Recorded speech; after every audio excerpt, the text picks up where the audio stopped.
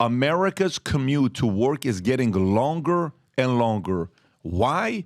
Because they have to live further to be able to afford the rent. Yep. Longer commutes are increasing due to rising housing costs and hybrid work. Stanford research shows super commutes, 75 miles or more, have surged 32% since 2020. Holy shit. 75 miles or more on a daily basis, while commutes between 50 to 74 miles increased by 18%. Commutes under 35 miles, still the majority, have declined. The average commute distance grew from 10 miles in 2019. That is, guys, this is a ridiculous stat. The average commute distance grew from 10 miles in 2019, 4 years ago, because it's going to compare to 2023, to 27 miles. Yep. By the end of that's 170% increase based on Gusto's study of 52,000 employees amongst workers in their late 30s. This distance nearly tripled to 29 miles, reflecting their life transitions and greater job flexibility. Heather Adams, a product engineer, enjoys her 75-minute drive from Cedar Rapids to Mullen by listening to audiobooks, while Stephanie Shuey commutes 50 miles from Connecticut to Manhattan, spending up to $74 daily on tolls and parking. Crazy. Are you freaking joking? This is ridiculous. Connecticut, that's almost a 3-hour That's drive. insane. Tom, what are your thoughts on the story? Jeez. Guess what? What? This is downstream. You want to hear what upstream was? Upstream was the Biden administration printed a bunch of money, and what happened to asset prices? They went up. What are assets? Houses and buildings. Buildings that are cut into little houses called apartments. All of that became very expensive. Look at the time period. From 2019 by the end of 2023, that is the eve of COVID, and then the first full year out of COVID, 2023, full year out of COVID. Yes, things opened up in 2022, but the first full year out of COVID was 23. So what happened? Real estate went up. So rents went up. Costs of homes in towns went up. And by the way, interestingly enough, the number of commutes that it said that were the only ones that went down, the majority of commutes under 35 miles declined. Why did it decline? Because people were not going to commute there. They moved further out. This is a sign of housing costs. And we saw it in Los Angeles. There were areas when PBD and I lived out there that if you worked in, the Hollywood area, worked for any of the studios out in Burbank, there's a lot of jobs out there. There's Warner Brothers, there's Disney, huge number of jobs, animation studios, editors, all that. You know where they lived? They went out toward Riverside, toward San Bernardino, or north of the San Fernando Valley, Valencia. And guess what was out there? Palmdale. All these homes are out there. Saugus, exactly.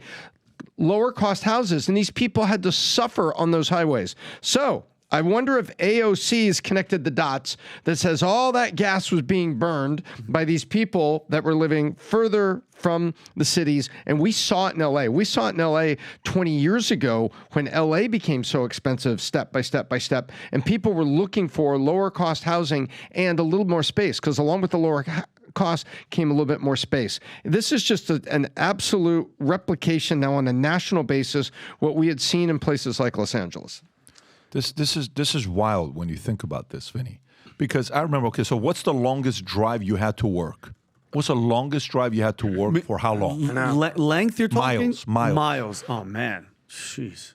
What's the longest drive you had, Tom? I had from Woodland Hills downtown to Commerce. Remember City Commerce downtown? 45 miles. Yep, for about 3 years. Okay, how about you? That's a drive, and that's a terrible traffic drive. It probably take you 90 minutes to 2 hours. It sucked. Yeah. I mean, you can't think of a long. Well, I think just right, north. 90 minutes. Huh? It was 90 minutes. I believe you. Well, North Hollywood to Santa Monica every morning, rush hour. 30 minutes. 30 with traffic, 45 minutes to an hour, but that's just 20 miles. Yeah. Adam, Rob, how about you? 154 miles. But that's when we were in the Boca office, and I was on the other side of the state, and I would drive back and forth every day. That was by choice, though. Yeah, well, I chose to work here, and I couldn't move because of housing. But then when we just moved, and I live about 45 miles away now. You're still 45 miles, Rob. Yeah, but if I get up early enough, I can get here in 45 minutes. But if you leave anytime during rush hour, just like California, it turns from 45 minutes to an hour and a half. That's wild. And I remember in LA, it was normal for you to drive an hour to work. Easy. It was Even if very it's normal. 10 miles. Typical. Yeah, I mean, I lived in Porter Ranch, and I worked in Glendale, and that was on any given day, 45 minutes to an hour traffic. You'd go and you would get stuck, and then boom, coming back. You'd wait till late. So I'd come home at 10 o'clock at night, so I didn't have any traffic. Smart. Just to avoid the traffic is what I would do. But you're going to see more and more of this taking place as housing increases. There was a time in L.A. where Palmdale blew up. Palmdale, California, Palmdale, Lancaster blew up. Yep. And the reason for it is they were selling $40,000 houses. Do you remember that? So Yeah, 3 bedrooms, 2 bath, 2-car garage, a little bit of a yard. Oh my gosh. $40,000, Vinny. And this is in the 90s. So people were buying houses in Palmdale for $40,000, but you would have to drive 75 to 120 miles to work. No way. Every day. And nuts. people would do it. Say, where do you live? I live in Palmdale, Lancaster. Why would you live in Palmdale, Lancaster? I bought my house for $40,000. Oh. But yeah, is that worth it? Oh, it's not about it's worth it. People are being forced to do this. Adam. Well, I noticed you skipped over me because you had the epiphany that Adam doesn't even drive. Adam just Ubers everywhere. Yes? Yes. Okay, but there's a reason to it. Is because I used to drive from Miami to Boca a 45-minute, 60-minute drive every day for Honestly, the world's years. a safer place without you I driving. agree. Now I get girls that drive me around. Yeah. For years, I'd be making that drive because when you're young in your 20s and you're in early 30s and you're single, you don't have kids, you're not married, you better be on that grind. I would also start taking trains when I didn't want to drive anymore. It'd be like the equivalent of taking a train from Brooklyn into the city or if in Chicago, wherever you're taking your trains. We get it. These commutes are ridiculous. But it's because you're on that grind and you realize, holy shit, this driving is insane. I know every single person here, whoever's watching has a car right now. At some point, you're like, this drive is killing me. Someone hit my car just got dented. Your car didn't start the other day. It's ridiculous. So you're going to continue to have these problems forever. But to the housing perspective, so you have you have rural, you have the burbs, the suburbs, or you have the city. Those are your 3 options. Very few people are living out there in rural town USA anymore. But a lot of people, when they get married, when you're single, like you're living in New York City, example, you're living in the city, right? Did you ever live in the city? No, I'm from Did Yonkers. you lived in the city? Like I'm talking in the city. But when you have kids, the cost of living is cheaper, so you move to the burbs. So, but more younger people are trying to move closer and closer to the city. Cities are only getting bigger. New York's only getting bigger. LA's only getting bigger. Miami's only getting bigger. Austin's only getting bigger. But the cost of living is only getting higher. Rent's only getting higher. So people are trying to move elsewhere to afford rent. But I'll flip it on you. Your biggest expense, everyone has the same big 3 expenses. Your housing, your transportation, or your food and beverage. What if I were to tell you this? If you just have your standard housing, your standard transportation, or your standard food and beverage, just standard, you're going to be broke. Straight up. Because those things, you can't do all 3 and get ahead anymore. So you have to find a way to eliminate one of those 3 things. What I did was eliminate transportation. So I said, all right, the average car payment and average car expenses are $10,000 a year all in. What happens if I have 0 of that? Okay, cool. I'm going to take that $10,000 times 10 years. I've saved $120,000. I put that into the market. That 120 is now 200, 250. That's one component of how I save money. That's on top of your income, at the top of investing. So if you want to just do what everybody else is doing and just pay your rent and have your car payment and just go out and eat, congratulations, you're a broke American.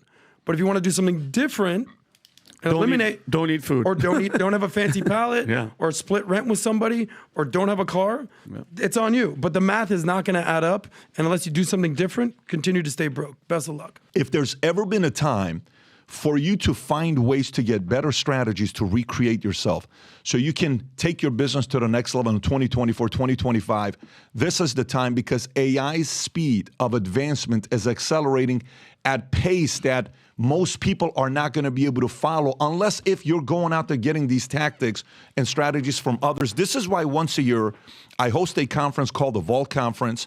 And this year we're doing it at Palm Beach Convention Center for 3.5 days. We go through a 200-page manual where you're filling in, you have case studies with other people you're doing case studies with on different issues that people are going through today. You got nearly 10,000 people in the room for you to network with, business partnerships, contacts with from 60 plus countries, 180 different industries. And we'll have this going on at the Vol Conference in Palm Beach first week of September. And I've invited Dwayne Johnson. Dwayne Johnson will be there. This is the first time I'll be interviewing him publicly for 90 minutes. Some may get a chance to meet him backstage as well. Our whole crew will be there. We have a bunch of different surprises that we'll be making at the Vol Conference. But if you're somebody that's watching this and you're saying, wait a minute, all these people are making more money than ever before, why is wealth increasing for the wealthy more than it's increasing for middle and low income or maybe even upper class? Because they're getting the strategies and others are not. Because they're really realizing how to use the tools and others are not leveraging it. My biggest challenge to you is, if you're married, you and your wife. Last year, we had hundreds of couples attend the event together.